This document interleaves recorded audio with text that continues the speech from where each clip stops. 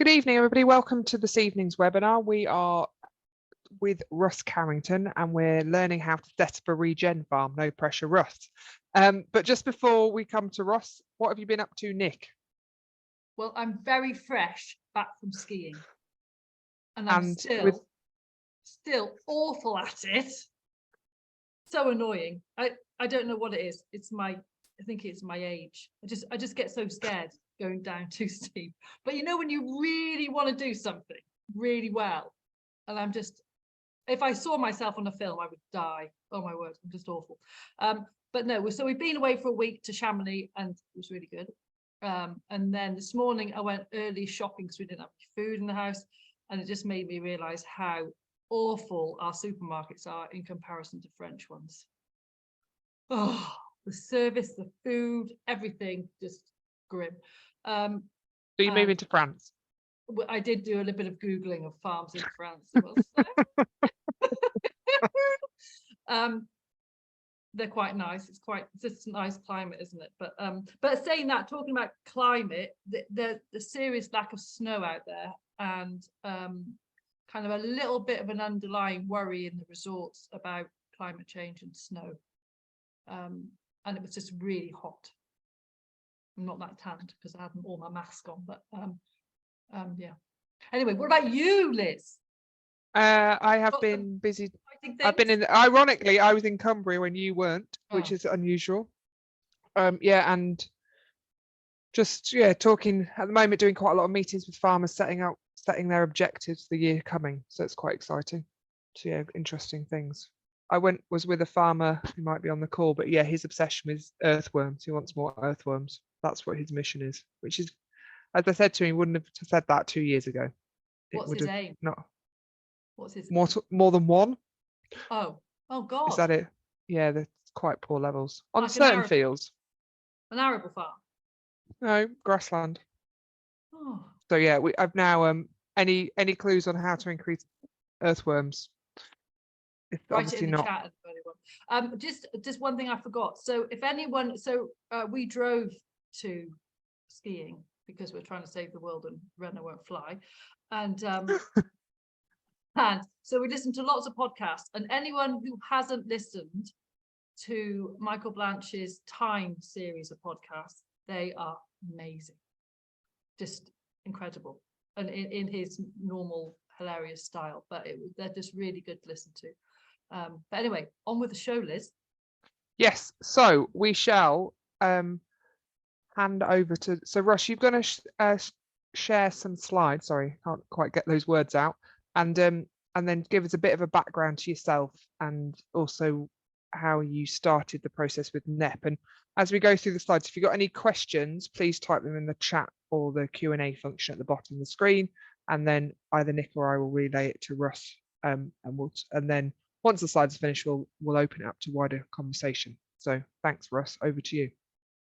Great. Well, thank you very much. Great to be here, and welcome to everybody that's tuning in. I'm just going to give a quick overview, really, introducing myself, those of you who don't know me, and tell you what I've been up to at Knepp over the last couple of years, just to really share some photos of what's been going on and to set the scene, and hope then we can have a really good discussion and welcome all of your questions. So hopefully I can share a screen, which you can all see. So just get it moving. So as many of you know, I was pretty involved in running the Pasture Fed Livestock Association, or Pasture For Life as it's known, for quite a few years, since its inception in 2011, and really enjoyed kind of working with farmers right across the UK and Ireland that were on a bit of a journey to try and discover different ways of managing livestock and managing grassland. And I really learned a huge amount from them all during that time, and really enjoyed kind of facilitating those discussions and seeing so many people going on journeys, setting up farms and changing the way they farm. And that really led to the Pasture For Life certification mark, which many of you will know. It's owned by Pasture for Life now, and really guarantees that beef and lamb has come from animals fed purely on pasture or conserved pasture, and I'm sure many members will be on the call and seeing that organisation and that brand growing from strength to strength, which is really great to see. And really that came out of the farmer discussions when we realised how important it was that we were able to influence consumers and help them to choose and support farming in a way that helped the environment and help animals and help the farmer. So that's really where that certification mark was born from, and try and balance what the market is looking for, what people like to see and want to feed themselves, together with what works on farm and how we can push the boundaries on farm of what might be achievable, and then how the science is able to support or back that up and develop an understanding of what the benefits are of feeding animals from pasture and grazing in different ways. So a hugely interesting few years, but really ReGen Ag very much came in vogue during the time of running Pasture for Life, and lots of different versions and definitions of it. And I wanted to really sort of share my version. I'm sure you've discussed it lots on this series of webinars, but for me, ReGen Ag doesn't really have a specific definition or blueprint. And instead, I feel that all farming sits on a bit of a spectrum, and we can look around the world at different practices that perhaps sit on this spectrum that I've shown here. And to the left, we've got degenerative practices that are leading to soil depletion or damage to the environment, and then to the right, we've got practices which are rebuilding and regenerating. And we could say that somewhere in the middle is what we term as sustainable. It's kind of managing the status quo. That isn't what sustainability was originally defined as, but that's what society and perhaps we've become used to having it as just kind of protecting and managing the status quo, whereas regenerative is perhaps going beyond that towards something else. We don't know, but if we're working towards degenerative practices, perhaps we're working towards desertification. There's lots of evidence that probably most agriculture around the world sits slightly to the left of the sustainable line. And so for me, it's about how we all move further to the right, all doing a little bit that we can, a little bit of improvements. And we can look at this in particular parameters, for example, soil health shown here, and actually how it's moving up or down in those sort of three scenarios. And I'll come back to this a little bit later in terms of what we might measure if we are trying to understand what we're regenerating. And I think that's really important in this regenerative agriculture movement, to be able to evidence and demonstrate what it is we're actually achieving, rather than saying we're mob grazing or we've got a direct drill and that's sufficient. It's about what else are we able to show we're actually delivering. And that's really important, not just for our credibility as farmers, but also to engage with consumers. And I've really seen in the past how important it is to build trust with consumers and markets as well, to get their support for the way we're producing food. And I'm sure many of you have seen these kind of principles of ReGen Ag banded around as well. And I think they're all, you probably don't need repeating here, but all very relevant, and something that I've certainly been trying to apply wherever possible, particularly the final point of the integration of livestock. So how does all that sort of fit in at Knepp? The Knepp estate is probably known to most people for its pioneer and rewilding project, which has really been brought to their attention through the book Wilding, Return of Nature to a British Farm, which is written by the co-owner of the Knepp estate, Isabella Tree. Very well worth a read, really fascinating book, and depicts a really fascinating story of the 3,500 acre estate in West Sussex on heavy clay soils that took the decision to actively stop farming and to really see and experiment with what nature could do to repair the land and regenerate many aspects of the environment.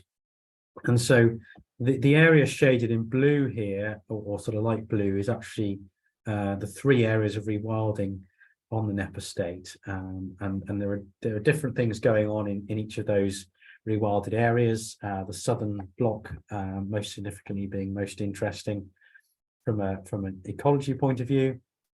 but all fascinating in their own right. And it's really starting to show just what natural can achieve for naturation. And it's important to think about these blue areas as areas of biodiversity production. That's their main aim, albeit that free roaming animals, including cattle,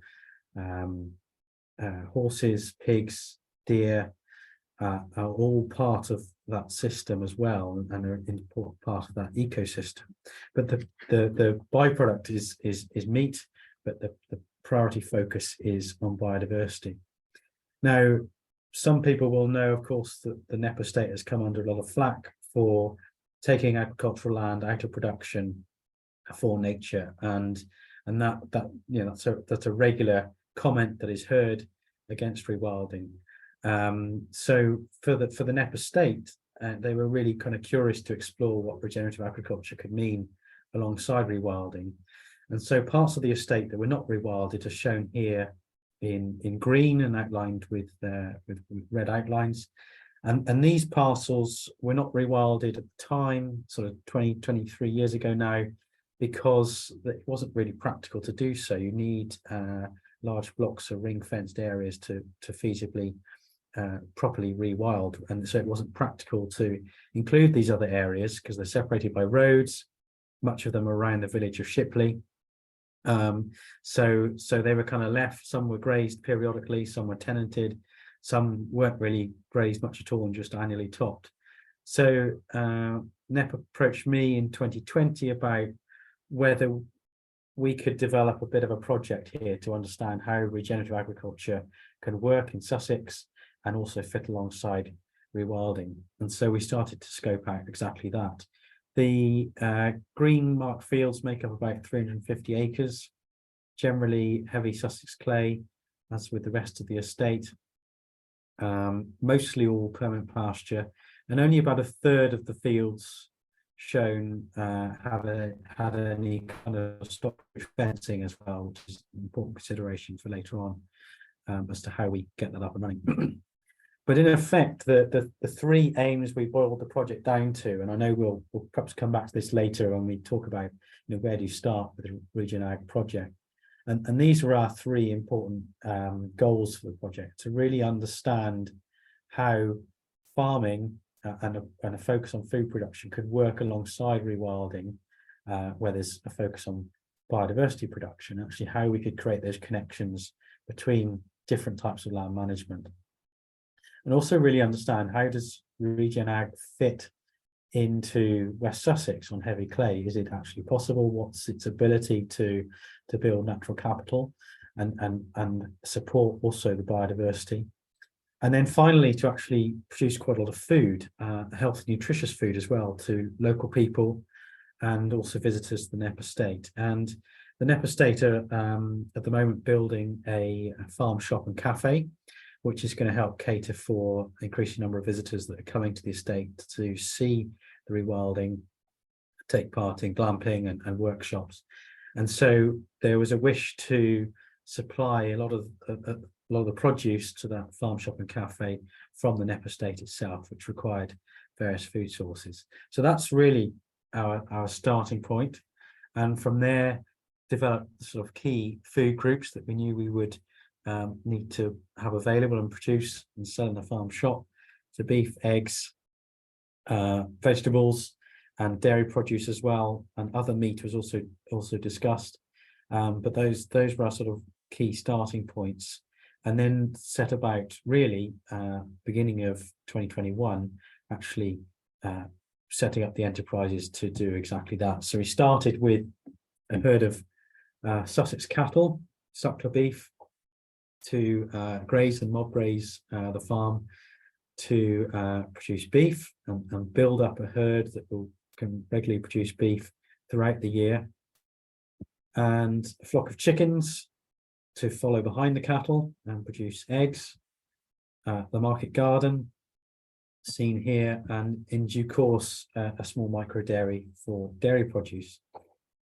Now, most of these enterprises are all grass-based. We felt that was most appropriate given the land type and its kind of ability to grow grass really well.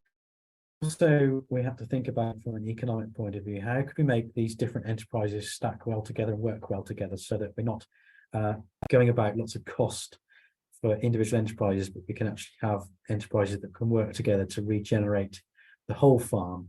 And in a nutshell, we felt that for the beef enterprise, we've got to establish a lot of fencing, water infrastructure that would lay the way very well for then introducing the dairy enterprise at a later date.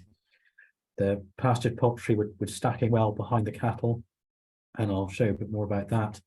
And then all of the livestock enterprises would actually produce waste that could be turned into compost that we could then use on the market garden for the production of human edible food. And so I'm trying to really think about that whole picture, that whole land use discussion around how we produce food most effectively and sustainably for human nutrition. So I'm just going to sort of flick through a few photos of kind of how we've been doing all of that.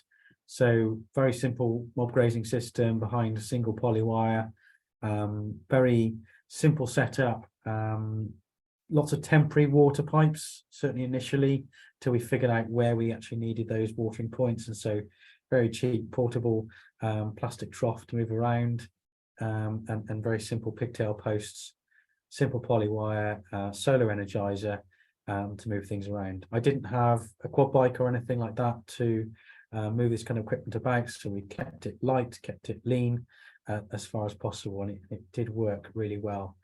A lot of the pastures, as I mentioned, had lots of different kind of histories. Some were very much kind of improved, included red clovers and ryegrass. Others, such as shown here, a little bit less improved. Various differing amounts of weeds, or weeds as we call them, but actually other forms of plant diversity that existed throughout the pasture. But we weren't really too worried about that, and really adopted a grazing strategy that was pretty holistic across the board, and then start using that to really improve the soil and improve the pasture, which it surely did. And from the air, starting to see very quickly the different mosaic impacts of that grazing system. That's mean into a next paddock, and really using them as tools to start managing the landscape, which ties in really well with our countryside stewardship agreement that we secured to help support financial costs, but also support the type of environment we were trying to create within our grassland. And as far as possible, grazing all year round. This was December 2021, actually beginning to trial what winter grazing would look like, and it was really successful. We did house shortly after this photo was taken for just 90 days. And this winter, the team there are actually continuing some of the animals out wintering all year round. And that's another really interesting discussion point. Lots of people said on heavy clay, you won't do out wintering. We had a pretty dry winter last winter. We had a horrendously wetter than ever December, but the outwintering continued not too badly, and it really started to demonstrate how the soils had improved their holding capacity in a relatively short time. Bit of bale grazing, in particular using that where we're trying to knock back some of the scrubbier areas that you can see kind of established in some of the pastures, and using that as a tool to bring in new seeds to some of the pastures, spread seeds around the farm, and start improving the diversity of pasture species throughout. The Sussex cattle were really great in this kind of environment. Obviously, they're from the area originally anyway. We used quite a lot of traditional genetics. I bought from 3 different herds to try and find some fairly pure traditional Sussex genetics that would really thrive well on all pasture diet at all times of the year, and we're pretty happy with how they've been performed. Interestingly, in the rewilding areas, the cattle there are Longhorns, so had quite an interesting comparison between the 2 breeds at times, and just kind of seeing how they're doing, which has provided quite a lot of learning between the team around the different breeds and their suitability to different systems. From the air, we're creating some quite interesting shapes, but again, it's kind of seeing how that very informal, rough non-linear features are sort of aiding some elements for nature. So when we did house, we housed on waste wood chip from the estate, also some waste paper, and found that to be pretty good as well. Saved a lot of costs in terms of not buying in straw, and then turned that bedding in the spring once the cattle were out into some compost. And this is a whole other rabbit hole to go down in terms of compost and how to get good at making compost, and being conscious of the carbon footprint of any turning activities, and plus versus the benefit of the better products you're making. But we've had a good trial experiment with that, building up windrows overwintering then, that we've then been applying to market garden, the beds that we've been building in the market garden. Market garden's 2-acre site. Most of it we're kind of done in 75 centimetre wide beds, top dressed with our homemade compost, in a kind of no dig style. And horticulture and regen horticulture is a whole other world that's been fascinating to get to know, and there's lots going on there to kind of minimize that soil disturbance, keep the soil structure in good heart, and this is what our kind of system looks like. And you're then able to see directly into those beds, and the vegetables kind of sort out their own rooting into your tilled soil. But rather than till those beds in future years, they'll literally be top dressed with our compost, and that goes straight into that as a growing medium. I won't talk too much about the market garden unless people want to delve into it later with questions, but really interesting how you think about closing that nutrient loop on a farm, and actually having an outlet for vegetables. To use that quality compost and produce some amazing food. We're really lucky to find a couple, Rosanna and Sina, that we're working just outside Copenhagen in Denmark, to come and really help us bring this market garden into fruition. It's been an amazing project, and looks a little bit like this now, although that picture was taken middle of last year. In fact, all of these brown areas have since grown vegetables, and it's all about to get up to speed again. They've already been planting seeds this week, ready for the spring, and that project's come on leaps and bounds, and a really important part of the whole picture at the regenerative farm. And just sort of finally, enterprise-wise, to cover off the chickens. So trialed chickens last year for eggs with 120 birds in a Ridgedale style mobile hen house, which is just on the right of the picture here. Really happy with that. Felt it worked really well following the cattle. You can just kind of see the cattle in the background. Ended up kind of having smaller mobs in front of the chickens to kind of get the ratio of and timing of movement better, so that the cattle were able to move at a similar pace to the chickens, and really seeing the chickens go to work on the cow dung, and eating up the fly larvae as they went. And really fascinating to see how it works, see how it impacted on reduced feed intake, dry feed, and also egg quality as well. We're able to monitor that quite closely. We sort of established a local egg round to really understand what the local market might be for the eggs, but to get some feedback as well on the system we were trialing. And I think later we'll talk about markets and what you're producing and how you're going to sell it as you're starting out. But of course, bird flu has been a bit of a consideration. So these birds went into flock down end of October, and are likely until March, April at least, which is rather sad actually, but it's something that we're all kind of having to face. And so then trying to make as an enriched environment as possible for those birds during that time. But another opportunity here is just to see inside the eggmobile, the rollaway nest boxes, which are really essential. Some mobile infrastructure in there as well. Header tank, small header tank for water in the top, so that you're not having to move water troughs around as well. Feeders hanging inside the hen house, they're kept away from birds, and able to move around with the birds. Automated doors that work on a light sensor, that saves a lot of time and effort. For me, being in first light and last light as well, letting them out, shutting them in, and kind of reclaimed trailer tire in the left of the frame there, which makes up a really decent dust bath. So fill that with sand or earth to allow the birds to bather a little bit. And the good thing about that being a tire, you can sort of upend it and roll it from one paddock to the next, and all of the sand or contents stay within. So little things like that, just to kind of make life easy and just keep the whole operation really, really lean.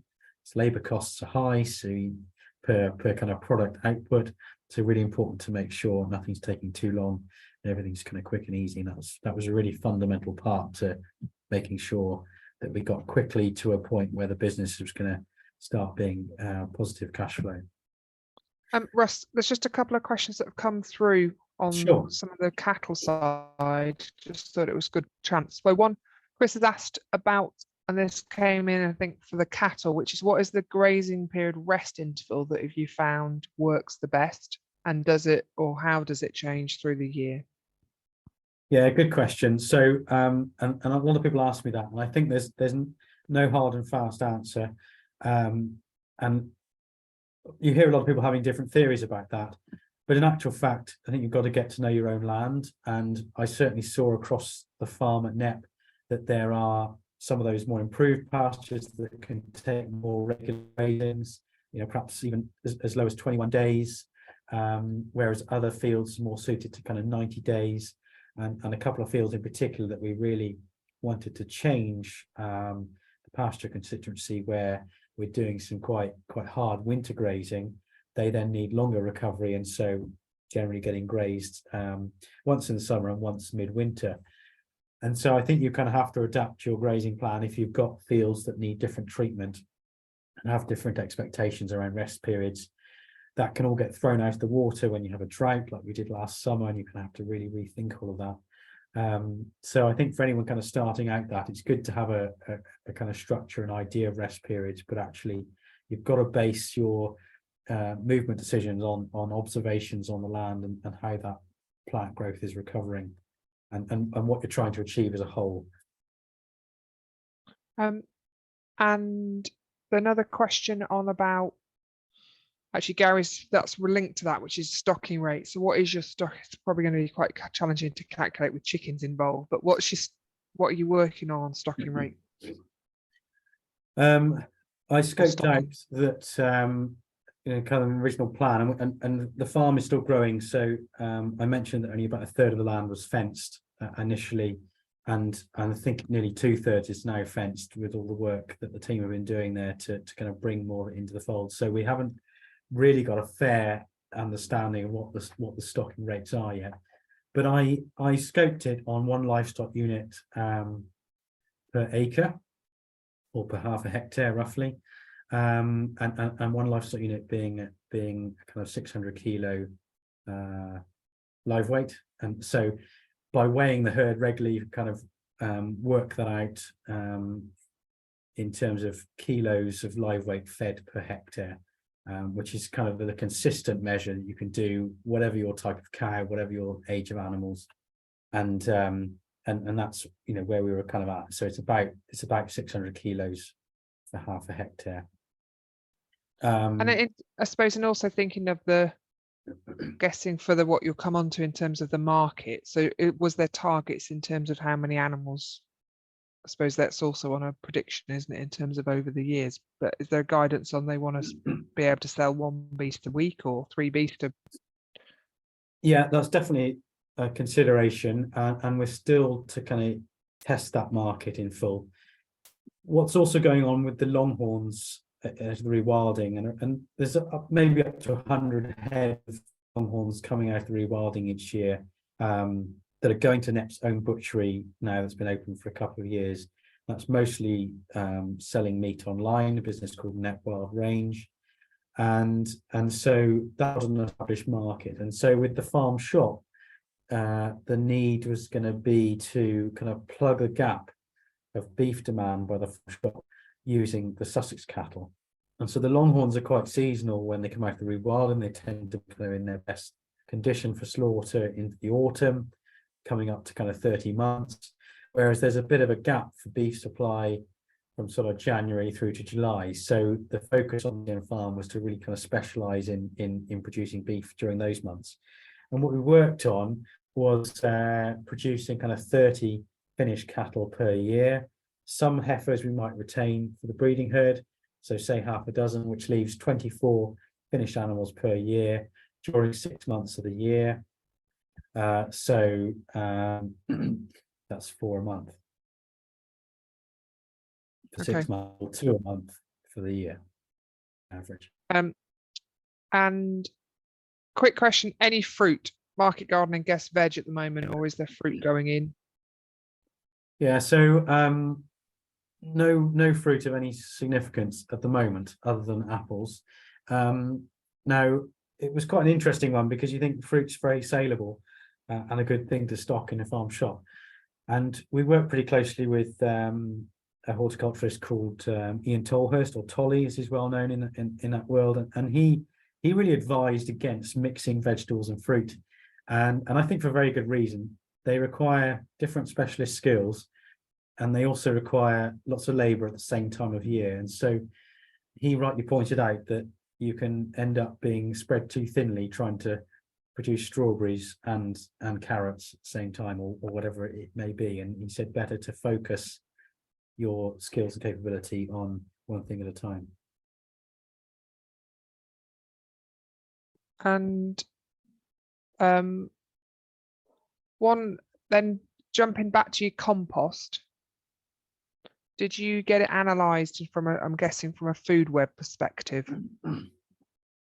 We didn't last year, but we are this year, and I haven't seen the results of that yet. We've been in conversation with the land gardeners to try and help us understand how that compost might be doing. We've done a kind of chemical analysis of 3 lots so far, which have shown it to be okay and kind of improving the better we've aerated it and turned it, but very much an early stage. And I think we're all, if we're going to just start with farmyard manure, actually how do we make it a better product? And it doesn't all happen overnight, and so there's lots of learning to be had, turning, understanding of what the right things are to monitor.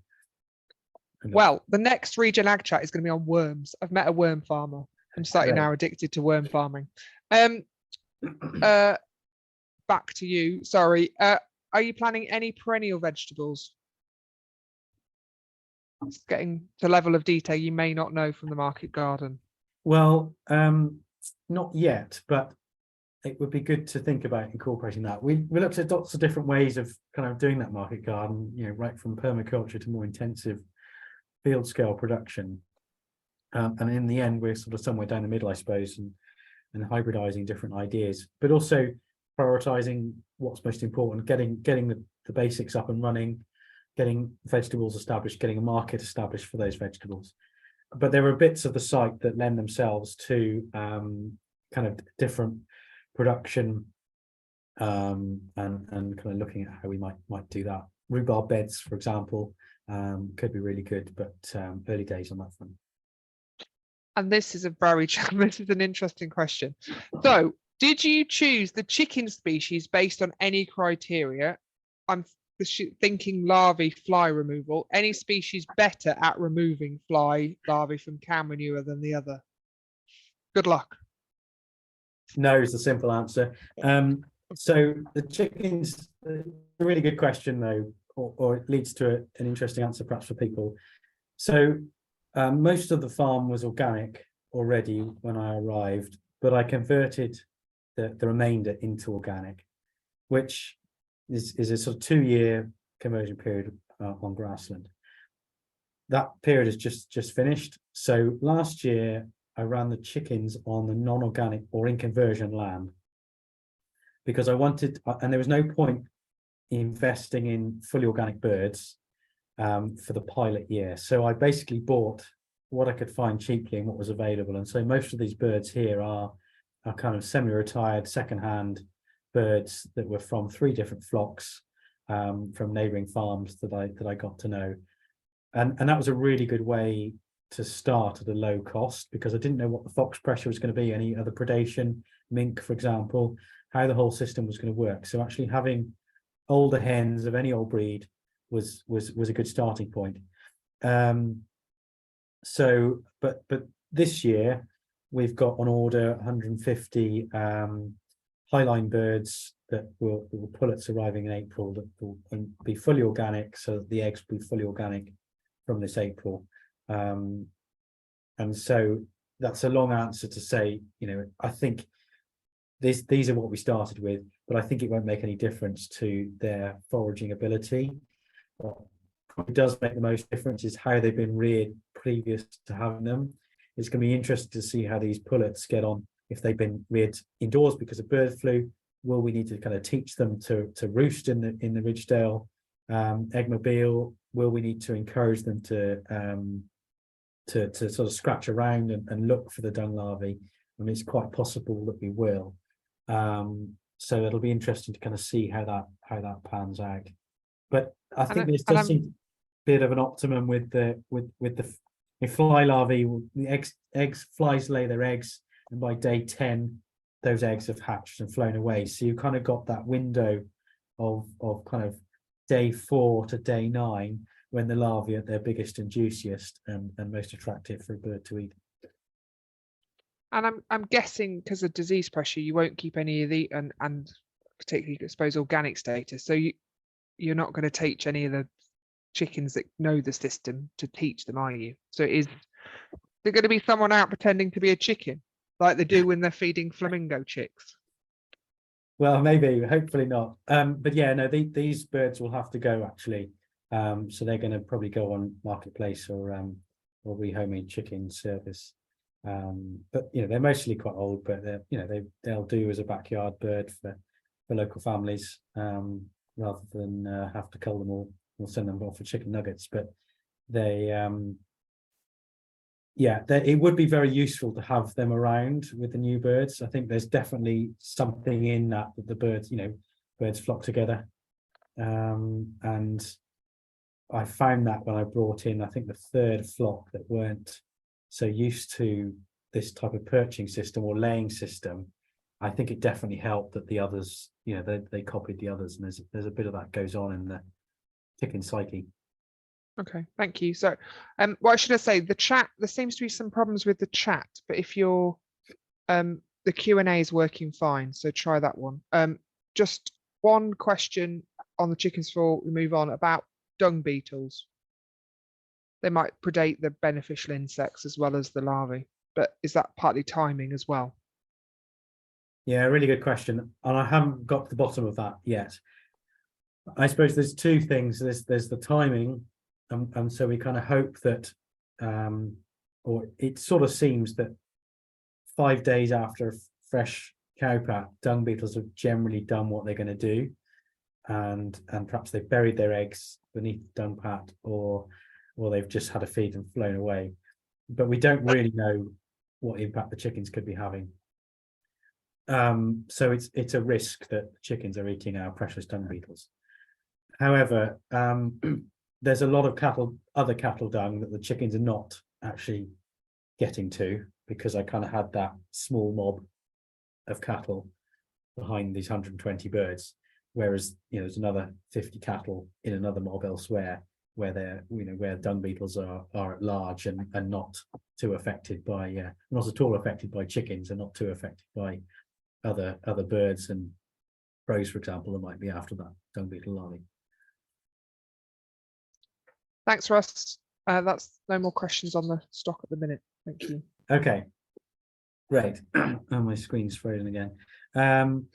So I just to sort of wrap up really what I was saying about regenerative agriculture and how important I think it is to evidence what we're doing. And at the outset of the project 2 years ago at Knepp, we wanted to really understand where our starting point was, and then assessing how our management style was affecting changes.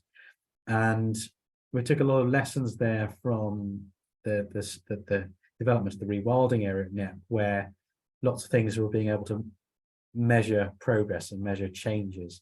And in fact, how when the rewilding started, the estate didn't especially monitor some things like soil health, because 25 years ago, it just wasn't really talked about. It wasn't so much of a thing back then. So we wanted to really delve deep into understanding what are the things we should measure now that in 20 years' time might be really relevant. So as a team, and with kind of Knepp's a resident ecologist, we kind of took a triple bottom line approach to this, and thinking about our environmental factors and our natural capital and all the things we might try and understand and measure and benchmark across the farm. Look also at the economics and how the business performs, how regenerative agriculture actually works, how it might influence local spending and the local economy as well. And then thirdly, the kind of social aspects to the project as well, and how might we influence people's health through the food production we're doing, how we might create access to green spaces and actually help the local community be healthier and happier as a result of that, how we might create jobs or even volunteering opportunities to give people opportunity to get involved with the farm. So that's kind of depicts our all of the things we want to measure and measure regeneration of and rebuilding of. And of course, it's going to take a lot of time for some of these to really come into fruition.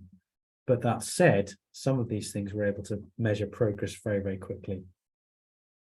And in particular, we sort of delve deep into the soils, literally, and try and understand what was going on there with chemical analysis, using a local agronomist, and also trying to understand the biological performance of our soils as well. And really, sits as a heavy clay. Organic matter was quite variable across some of the fields, and pretty good. Clay, of course, does hold on to organic matter much better than sandier soils, so understand we're a bit higher, but how could that be improved? Looking visibly at the soil structure, we use the Soil Mentor app, which is pretty helpful in kind of guiding us through that process of benchmarking the soil, understanding what's happening. And I think as an overall conclusion, there was quite a lot of variety because of the different management that had gone on across the regenerative farm previously, but also that there was perhaps a general lack of soil life. Some fields had plenty of worms, but most didn't have that many. And I really felt that, and that kind of informed our mob grazing strategy, in fact, and how we did that, how we rolled it out to actually reinvigorate that soil and bring it back to life. And so for anyone starting out, I think it's really important to understand your soils and actually therefore what kind of action they need to get them into good health. Here we are, dung beetle surveying, rifling through fresh dung pats, lots of different techniques to do that, and found a lot of different species actually, and most of them seem to be flying over from the rewilding. In the rewilding areas, there are known populations of lots of different dung beetles, including some quite rare species, and that's partly because there's dung all year round in the rewilding areas, and so there's a kind of year-round source, whereas in a lot of landscapes where cattle are brought in the winter, the dung beetles lose that habitat during the winter months. But at least there was a good community of dung beetles there to fly over, and it was just amazing how quickly they were flying over to the regen farm and colonizing the dung. So we kind of saw improvements there pretty quickly. Small mammal and just grazing differently, enabling longer tuskier grass, as giving more habitat and feed to things like this little field vole. And what's going on in the daytime is also a lot going on at night time. So things like moth trapping, it's enabling us to find different moths or other nocturnal creatures that are existing on the farm. And I really love this moth here. I can't remember the name of it, but it kind of timed its emergence and coloration with the discoloration of the blackthorn leaf as that turns in the autumn. So some, really insightful stuff once you start going looking and finding stuff, and just being wowed by the sheer biodiversity that was evident actually quite easily without too much scientific rigor and investigation. And this is a November day last year, 24 hours after the mob had been through grazing, and just showing how much spider activity there was.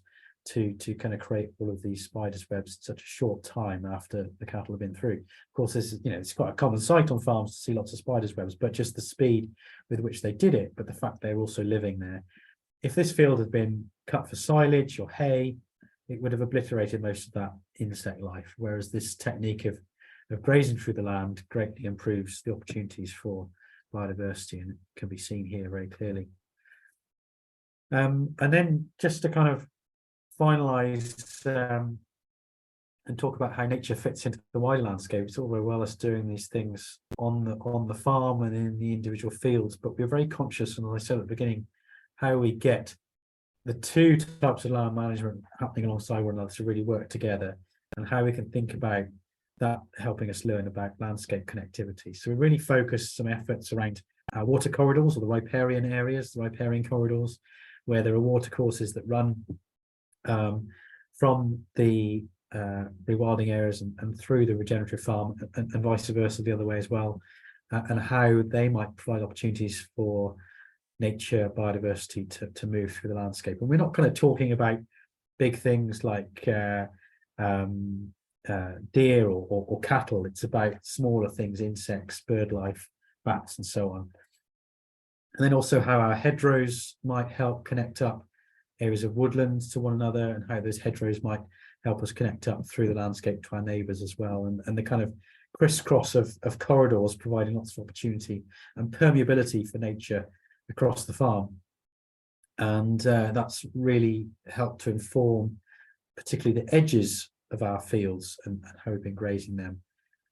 And in particular, the hedgerows are a really interesting one, because some of the hedgerows we started with, particularly in the fields that were grazed by sheep, a lot of the bases have been lost to those hedgerows. We call these the kind of sheep-wrecked hedges, where there's a real lack of basal undergrowth in the left, and the hedges become so thin on the right that there's not much of a hedge left at all. And that's quite poor for biodiversity, and quite poor for biodiversity to move through the landscape. So what we've felt we were working towards is something that looks a lot more like this, a much more varied structure, but a denser, vibrant structure of hedgerows that's actually in fact quite wide, and that's sprawling out, that has dense canopy and bare ground in the middle that suits lots of insects to move in a kind of protected tunnel, and small mammals as well. And then he's going to have these gradient edges or ecotones on the edges of the hedgerows, where we've got different types of habitat kind of tapering down into the pastures and grasses to the sides. What we could also have in some situations is actually a water course as part of this as well. So that's a water course meandering amongst the hedgerow. And also this isn't a straight linear hedgerow, and as you look at it on a plan view, it maybe wiggles around, which means you get kind of different aspects to the sun, to the wind, that suit certain insects and biodiversity as well. And so that's the kind of aim for those hedgerows, and really set about putting in place a kind of 20-year hedgerow rotation, where hedges are at different stages of billowing out, and then perhaps being coppiced or laid in between to kind of reset them and re-thicken them. And a very traditional thing to do, harvest lots of wood in the process. Can be kind of expensive practice to do, but countryside stewardship can support some of the costs towards that. So some of that is going on this winter to do some coppicing and hedge laying. And but I think what's really relevant here in creating these hedgerow corridors is trying to move away from using steel and timber fencing, because that really creates quite a barrier for hedge laying and coppicing. It can be quite a nuisance for that. It can also represent quite a significant cost, especially nowadays, and generally sort of getting in the way of the nature. And these fences can be pretty nasty for nature. I actually saw this yesterday on this field. This is what's left of a deer, and it obviously jumped the fence, got its legs stuck in barbed wire, and it really can happen. You see that quite often. And so these fences, whilst they serve a really good purpose for keeping livestock in, cannot be very helpful to nature. And even smaller mesh fencing can change where hedgehogs go and can go. Perhaps if hedgehogs are being particularly useful for eating slugs and so forth. So it's important to think like nature does and see how we can change the way we fence or manage. So how should we actually manage our hedgerow edges and fence them? Well, I think these collars, GPS collars, are pretty revolutionary. And so in trialing the use of the no fence collars alongside the polywire fencing as well, to help us manage those hedgerow edges, and they've been pretty good for that. They're really good for kind of habitat creation. They're expensive compared to polywire, I found, but they do enable you to do things that you wouldn't otherwise do, particularly when you're kind of creating those soft go-tone edges. So happy to talk some more about them. And then this is my last slide, just to kind of finish on. So working with lots of farmers with Pasture for Life, and also perhaps going on a bit of a journey myself for the last couple of years, from taking a big idea and setting up a regenerative farm in reality. I saw a real up and down journey for farmers, actually, and for myself. Lots of things happening that provide affirmation and inspiration, but also lots of things that get in the way of making progress. And I can dwell on this slide for those of you interested to kind of read it, but I think it's something to be aware of before kind of stepping in and making big changes on a farm, or even starting from scratch. Just kind of thinking about all those things that can go on during that farmer journey, and getting to success. It doesn't happen overnight. It's a lot of work, a lot of hard graft, and it requires us to run businesses very, very well, as well as dealing with new ideas and new developments along the way. So I think it's good to think about all those different things and be aware of the bigger process, rather than getting overwhelmed of hurdles in the way. So that's it, just as a very quick overview. Those are my contact details. I don't know if we kind of covered it at the beginning, but I've actually moved away from Sussex now. I moved away from Knepp, so I finished my full-time role there in January. The team have been sort of taking over, running the day-to-day cattle, chickens, and vegetables, and so I'm sort of surplus to requirements, but having a bit of oversight now. And that was really what I went there to do, was to set this farm up as a flagship and demonstration of regenerative agriculture alongside rewilding, and that's what I've done. And so now returning to Herefordshire for the time being, and doing a bit more consultancy work and mentoring on the back of that. Thank you very much. Thanks, Russ. Really interesting. And I think it's just a very different, or articulating what a lot of us are thinking in terms of that journey map, isn't it? In terms of peaks and troughs, and that and I think it's hinted at within that. Hoping he's coming back in a second. In terms of finding people that help you up from those dips, isn't it? It's the support network that's important. What we should have also said is Russ is dealing with a cold, so thank you very much, but also persevering through that. Thanks. I think that journey map is really, really good. It's really accurate, and you've got, because it is up and down, isn't it? And you do question yourself and think, why am I making my life so complicated? I think it's really good. So there's a query from Annabelle, just that she would like to hear more about the collars, if possible. Yeah, so there's a few different collars on the market now. No fence have probably been the leading technology in the UK, developed in Norway. They have a battery pack in them, 2 solar panels on the side. They look a lot like a cowbell. They hang a lot like a cowbell with a rubber strap and a chain. And they GPS locate the animals every 15 minutes. And in an app on your phone, you can draw the virtual boundary or field edge or fence line, virtual fence line on the app. And if the GPS detects that that animal is moving close to that virtual boundary, it will then start updating the GPS more regularly, kind of sending signals up and down into the sky to the satellite, and in fact several times a second when it realizes it gets close. If it then animal crosses that line, the collar will emit an audio signal, kind of buzzing sound, which the animals can hear and farmers can hear if they stood relatively close. If that animal ignores that audio signal, it then gets an electrical pulse on the chain that's hanging around its neck, and that's about the pulse is about a tenth of a pulse of a sort of normal energizer in a polywire. So it's not too strong, but it's enough to make them realize and turn around. Now, what happens over time, and you can kind of see this data on the app, is that the animals start to learn that the audio cues mean that there's a potential for an electrical pulse. So they start to respond just the audio instead. And so that's quite good. Sounds really good from an animal welfare point of view, but it's quite good to actually have those animals trained to sound. And so you can be very versatile with how you set up your virtual boundary in your on your app, and you can kind of use it around shapes. I used it actually in an orchard to try and keep animals from going and rubbing against the trees, and it sort of worked to an extent.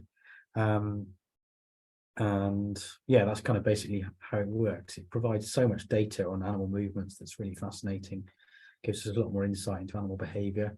I think as farmers, we have to kind of learn to manage animals slightly differently.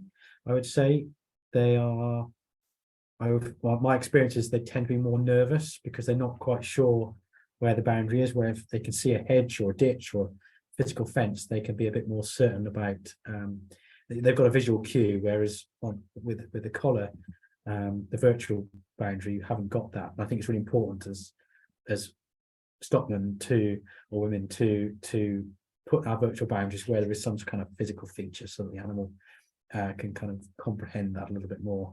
I think it's akin to a bird flying into a glass window. It's kind of happily flying along, doesn't see anything, and gets a shock. It's just, we have to think about the same with cattle, and better to give them some visual cues to assist them. And how much are they to buy it roughly? They're about 250 quid a shot, but I think they're probably coming down in price. As with all technologies, they do sort of get cheaper in time. There's also a subscription fee of about £50 a year for each collar, which kind of pays for the licensing to the satellite. And there's also 2 SIM cards in it as well, so it can kind of work off 4G. And so there's a couple of maintenance costs to that. I think it will improve no end, and I think I looked at another system in Spain that was kind of cheaper but didn't quite have so much data collection that can work. And there's also now kind of GPS trackers fitting into ear tags with little solar panels on the back, being developed in Holland. So I think that there's going to be lots of different applications of that technology in the future, and I think they really can help where fencing is prohibitive, perhaps in commons or site to special scientific interest, or where there's a lot of public access and where fences really get in the way, but enabling farmers still to move their animals around in a loose form. You have to plan ahead though. If you want to get those animals into the yard, you need to kind of spend a few days adjusting the virtual boundary, working them towards the yard, because they can be quite difficult to drive or call through a gateway if they're like, no, we've been over there and we got a shock, so we're not. We know there's something funny going on in the ground, that whatever. And I think Fergus asked a question saying how dense can the mob be with collars? I would say not that dense, actually. You can get denser with polywire. I'd say the reason for that is that the smaller you have the area, the smaller you have the grazing area, the more times the cattle are interacting with the edges or the boundary. And that, as I mentioned, the collar then starts updating more frequently when it's close to the boundary, and that can drain the battery quite quickly. If the collars aren't working too hard, the solar panels on the side will keep them fully charged year round.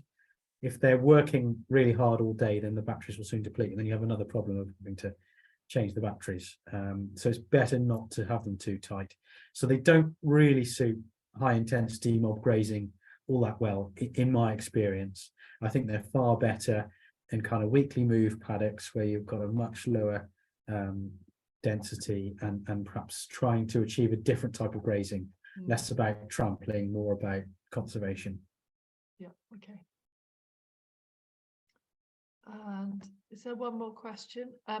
What Russ, is your biggest takeaway from what you've learned, and what and how will you implement it in the future? That's a good question. I think that it's really interesting, as I mentioned at the beginning, working with lots of different farmers right across the UK and Ireland, and really observing what they've been going through. But it's a whole different thing to when you're doing it yourself, in fact. And so whilst I understood the principles I wanted to apply starting out, actually then doing it for yourself and kind of realizing the small little details, you know, for example, with electric fencing and earthing and things like that, just to make how important that attention to detail is to have a good lean system. And I think there's so many little things like that that I've learned from doing it in practice, that I now have a much deeper understanding what it's like to roll out regenerative agriculture, be that cattle, chickens, or otherwise. And we spoke earlier about when you trialed the small flock of hens. And can you just talk a bit about the actually selling the product? Because I know from the stuff we've done here, we're PFLA accredited, but there aren't people banging on our door saying, we want your beef. Can you just expand a little bit on that? Yeah, certainly. I think as farmers, only half the work is in producing the product, the other half is in marketing it. And we can do that quite simply, taking products to market or selling it to the mass market and maybe getting a lower price, but it's an easy option. It's a whole different ballgame when you're trying to sell direct or establish your own market, and there can be a lot of work involved to do that. I suppose I was lucky with the chickens. One of the flocks I bought for the farm came with an egg WhatsApp group, because that farmer had a small customer base. There weren't many, but I mean maybe 10 or a dozen people. And then I went to all the staff that work at Knepp, and then to the local village, and said, you know, explain that we've got these chickens and wonderful eggs, and kind of built it up then. And starting this time last year, the egg production was just sort of kind of increasing as daylight increasing, so I was able to kind of match that with building the market at the same time. There's also a little campsite shop in the glamping area at Knepp, so that they took quite a lot of the bulk of the eggs, and those kind of relationships were quite key. I suppose the egg WhatsApp group was quite good for sending updates to people, and the egg customers are kind of helping to tell the story of what's going on, getting their feedback on the quality of the eggs. They felt really involved in the product as well. Certainly gained a few customers that were living in houses overlooking the fields where the chickens were. That kind of worked really well, because they're like, oh my God, I've never seen chickens reared like this. We really want the eggs, because we believe in that. We don't want to buy from the supermarket kind of thing. And so that was very helpful. So lots of different ways to establish a market there. And I think also growing that market more slowly is really important. And I think kind of beef wise, and it can be hard if you're, I think being closer to like bigger places like London, it does make it easier, where there's more trade going on, but there's a lot to be said for kind of networking with people that are looking for a great product. And I think it's all very well producing a great product, but we're not able to sell it, then it's of no real use. And I think we as farmers have to be the conduit to get that information out there to potential customers, and networking is a big part of that, I think, and storytelling. Yeah.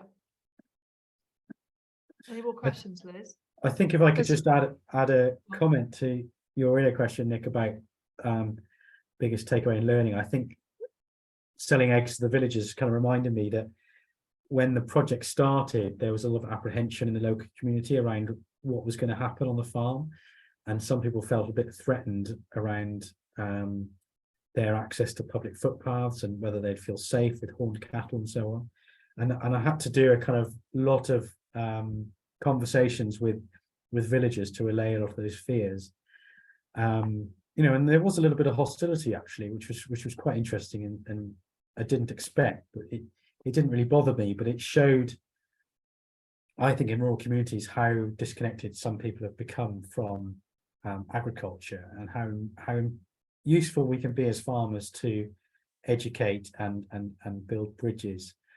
And ultimately that was very helpful for me, because it led to egg customers and hopefully beef customers, and gain vegetable customers through it as well. And I think it's easy as farmers to kind of shy away from that. It's not perhaps our natural environment to go into the public sphere sometimes. I don't mind it, but I know not all farmers like to do that. Equally, not all consumers or people living in the countryside are necessarily confident enough to go and speak to a farmer and to understand what it is they're doing and why. Liz, you've been doing that at home, haven't you, lately? Well, trying to do so. We're planning some farm walks, so alongside the village pub, really. So basically, so our meat being used within the meal offering. I don't know why I just didn't use the word meal, but anyway, and but then a farm walk, so around our farm and also my cousin's farm, so like a few hours, and it's only just starting. Our plan, we're doing Open Farm Sunday for the first time this year as well, so it's sort of getting us warmed up to that idea. But getting, as you have more conversations with non-farmers, you realize how many more conversations we need. And the challenge now, it's about doing obviously the farm walk is 25 quid to come, but that includes meal, but that isn't accessible to everybody. So then it's also offering different things as well. So yeah, it is difficult because everybody's got enough going on, haven't they? But it's for me, it feels like a fundamental part of my definition of regen is that connection is coming back, or doing it. Part of the work is on that connection, as illustrated by Russ's diagram. I suppose the challenge, and I went to a meeting a couple of weeks ago when we're asking a lot, aren't we, from a regenerative perspective? There is a massive risk of burnout. If we have to achieve all of this, we have to be incredible. I think my terrible analogy was we have to recognise a chaffinch, and we also have to talk to people, and we have to market our own stock, and we have to be managing the welfare of all of our animals. There is just so much. So, and how, I don't think any of us have the answer, but is there ways, I suppose, of how we help sort of build up coping mechanisms for that, or learning stronger boundaries, or whatever it happens to be? Absolutely. I think it's really relevant, and we wouldn't be very good advocates of ReGen Ag if we were burning out. And working too much and being unhealthy or having accidents as a result of that as well, which we know is very commonplace in agriculture. So I think it needs a lot of deep thought and setting boundaries, but also deep thought into how we go about setting up businesses. How do we keep them efficient and lean and profitable where possible, to ensure we're not making ourselves lots of work. But also, I think, just asking for help, and there are lots of people out there that will have different perspectives. That's where that community of others on this kind of journey is really important, bouncing ideas and seeing different perspectives, but also being at hand to help out with things going on. I was very lucky at Knepp, because the rewilding area has a stockman and an assistant stockman, and so on the kind of days that I needed an extra pair of hands for sorting cattle, they would come across and lend a hand. And that was a bit two-way as well. I'd help them if they needed a hand as well. And perhaps that's not something very easy by a lone farmer, but there are always neighbours to engage with. And I think I met some great people working in Sussex, and some wonderful people that were prepared to help and roll up the sleeves. And not just other farmers as well, members of the community. I've been blown away by the volunteers that have sort of come forward, and Knepp's got quite a following for volunteers, people that want to be involved in what's going on. But I think we can all access that right across the country. There are lots of people, be them retired or off work for different reasons, that are looking to have purpose. They want to be outside in nature, doing something important for the environment, and we as farmers have got a great platform to be able to do that. And if you're prepared to kind of show them the way and help them be involved, it does require a bit of patience, but can be of huge help and support when there's a lot else on. I think it's also that, and it's someone to have a chat with, isn't it? It's not in the foot. A lot of farmers are working alone a lot, and it's just nice to have a mate there, and hopefully they're useful. Yeah, definitely. We had a volunteer who never failed to turn up. I mean, he'd come in all weathers, and he was kind of late 70s, and yeah, he just absolutely loved it, and he just loved doing really simple tasks, and very smart guy. But I just found it really heartwarming that he would always turn up and muck in whatever, and that's it kind of gave some perspective on the other things going on. Can I just talk vegetables? So I've got a dream that every farm has a little vegetable plot and sells the veg locally, and it'll never happen, but it's a dream. How easy has the vegetable enterprise been to start, and where did you go for to learn stuff? I'd say it's been really challenging, actually. We've succeeded, I think, because of the growers that we found. But even producing some amazing vegetables, great personalities behind them, marketing the vegetables has been a challenge. And that came as quite a surprise, really, because vegetable production kind of started as the country was coming out of COVID lockdowns. And so there was this, big drive for local produce and people really supporting local. And I think that kind of waned a little bit as we were upping production. And so it was more of a challenge than we expected. And we've tried to really interrogate why that was the case. And a lot of it seems to be around convenience. People are very used to kind of shopping several times a week now and buying little and often and quite ready prepared. And so having something like a celeriac, which requires a bit more thought and preparation to turn into a good meal, was a little bit off-putting to some people. Nonetheless, as with marketing the eggs, kind of starting slowly and building up, does seem to have been worthwhile. I think with Knepp's farm shop coming online this year, all that work, although it's been very hard building those markets in the last 2 years, will mean that we can hit the ground running with the farm shop this summer. In terms of where I went to learn about market gardening, I suppose I'm quite a keen vegetable grower myself, so I kind of understood the basics, but I mean the very basics, and it's a whole different scale operating and growing on 2 acres.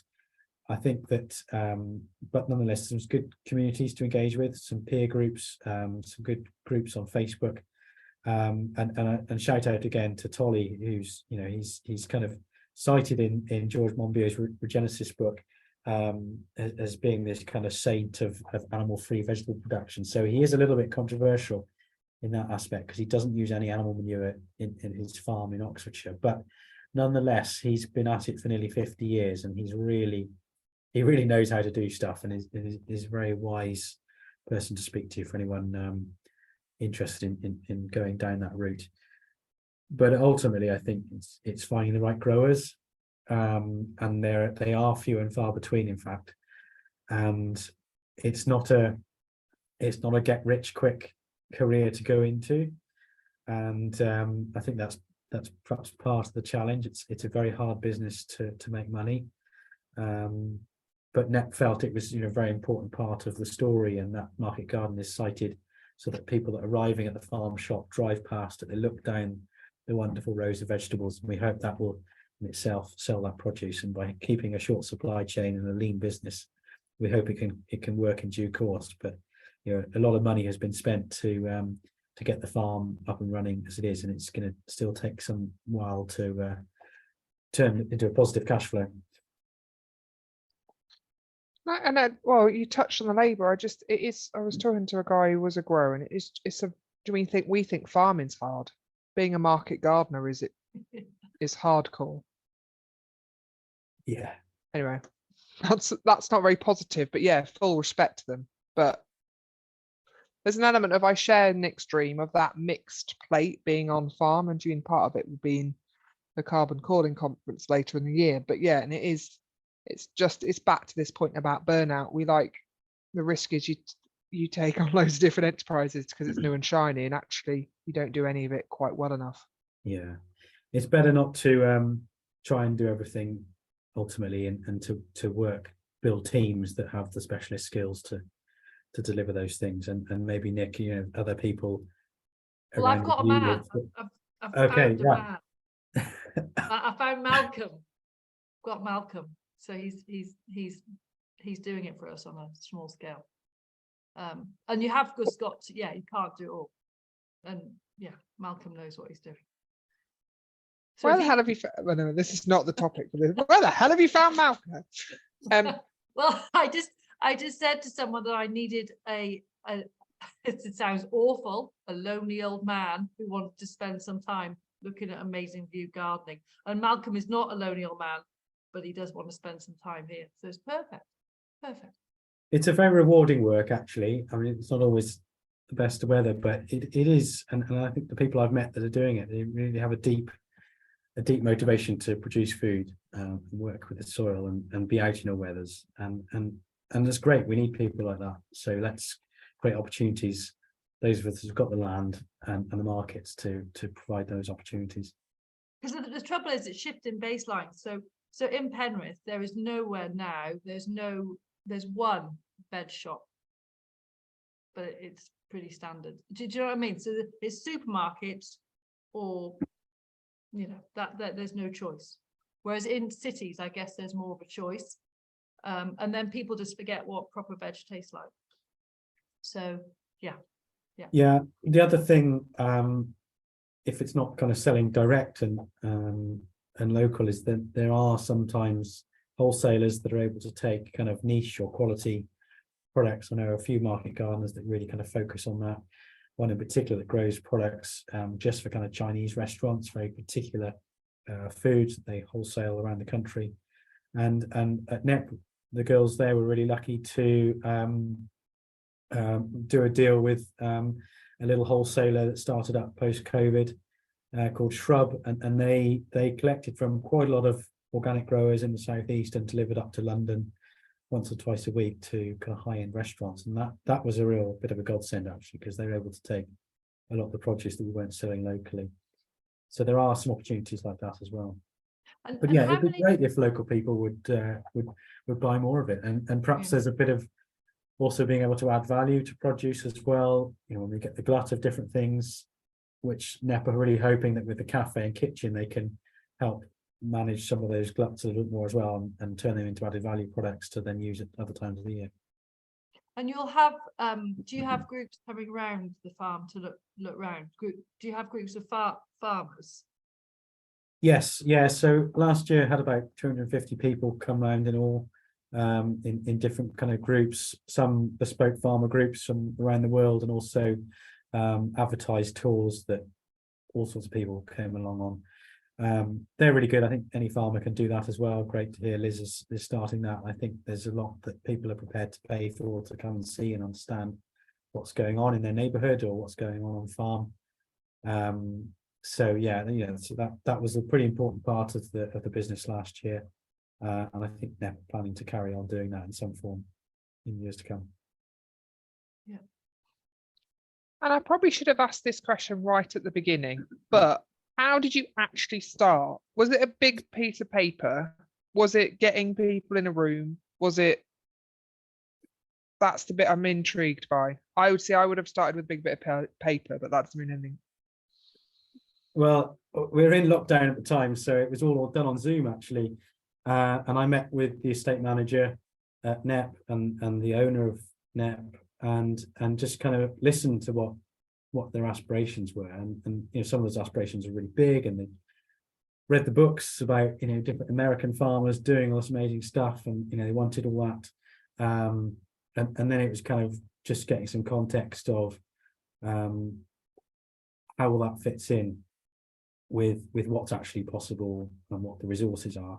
And I suppose it's an evolving conversation then, is, well, here's some big ideas of what we could do, but what's the starting point? And I think those early kind of soil pits that were dug were quite important, because they shed a lot of light on the kind of activity that we need to plan thereafter. Gaining a bit of a feeling for the farming infrastructure was important, just to get a kind of sense of how much fencing there was to do.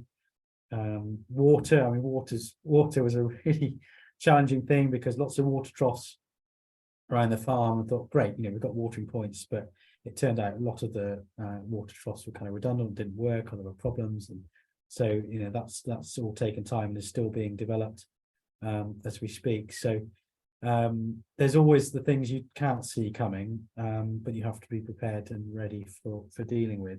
So it's very much an evolving conversation, I suppose, but starting with some big ass hairy goals from the outset, to set the sky as the limit, and then figure out what's realistic, what's reasonable, and develop it from there, really. I think also, for anyone that is starting out, is really understanding why they're doing it. What are the motivations? Some really good TED Talks on starting with why, like Simon Sinek's, which are really, really good for any business to apply and think about what are the motivations for making stuff happen, what are the values under which that business wants to operate. Because when the going gets tough, you have to kind of dig deep to those values and motivations to keep going.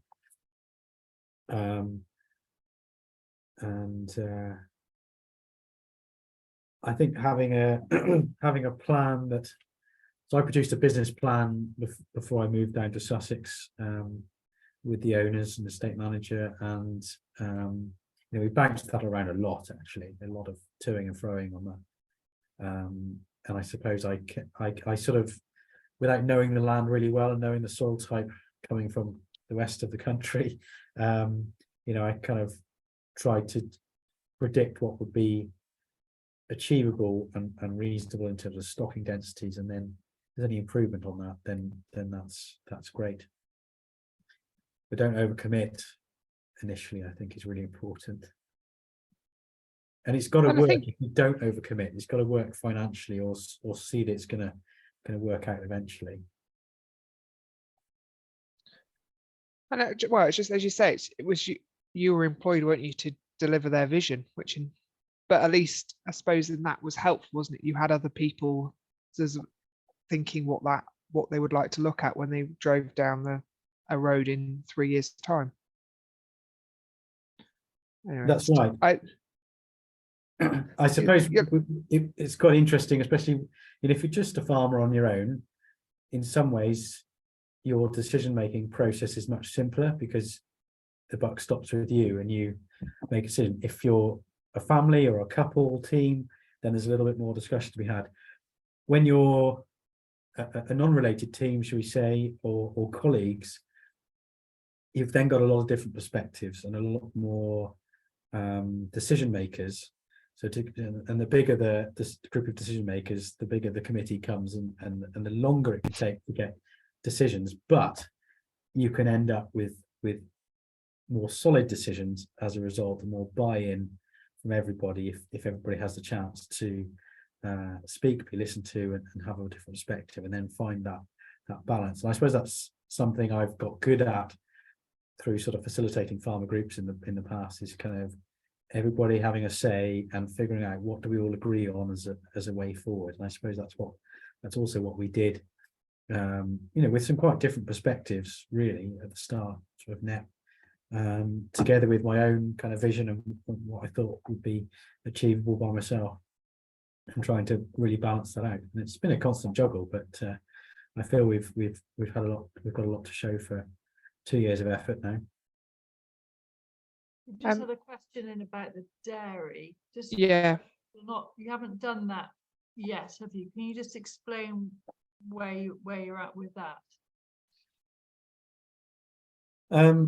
So I suppose starting from the marketplace, there seems to be an appetite for local dairy produce. there's a kind of increase in local milk vending machines, and with a farm shop and cafe, we're fairly confident there's a market there for a small amount of milk and dairy produce. So that's number one kind of green light. The slightly challenging thing is kind of managing the biosecurity of milking herds. Probably it's too risky to do raw milk, but actually, if there needs to be, then should you keep those animals separate? And with one farmyard at the moment around which most of the land exists, it's kind of, that could be quite a challenging situation. And so we need to get the rest of the fields fenced and grazable before we've then got a bit more space and flexibility to bring in another livestock enterprise. The old farmyard, in fact, used to be a dairy farm, although it hadn't been used for sort of 20 plus years. So there is the remains of a milking parlour there, but probably more likely would be a mobile bale set up to take out to the fields to milk the animals. But it's kind of on the back burner for now, and I think there's been a lot else to get up and running, and not least to get the farm shop open before that's probably explored further. The other thing is that, as we were saying earlier, there's a lot of specialist skills needed for all these different enterprises, and it's really hard. I find it really hard juggling all the different things and suddenly have to be an expert in poultry management as well as cattle and growing vegetables. And maybe there's a better model of doing it where we've got a team. This is what Joel Salatin does really, and others, where you've got a team made up of specialists that don't spend all their time and all their occupation doing that, but it's part of their existence, and they focus on that, and they're part of a bigger team, all working together on the platform of a farm. Or it's that we think, well, let's not go down the road of dairy and milk. Let's work with another neighbouring farmer who meets our values, and form a partnership with them. And so they already have the infrastructure, the livestock, the knowledge, and do a deal with them, provide them with a market. And I think that's probably something we could all be doing more of. So the fruit question earlier, why aren't we producing any fruit? Well, specialist skills, time, labour, and so on. And there's quite a good fruit grower down the road. So why not work with them instead, rather than trying to recreate something new and take that risk ourselves? Perfect. Thanks, Russ. Just conscious of time.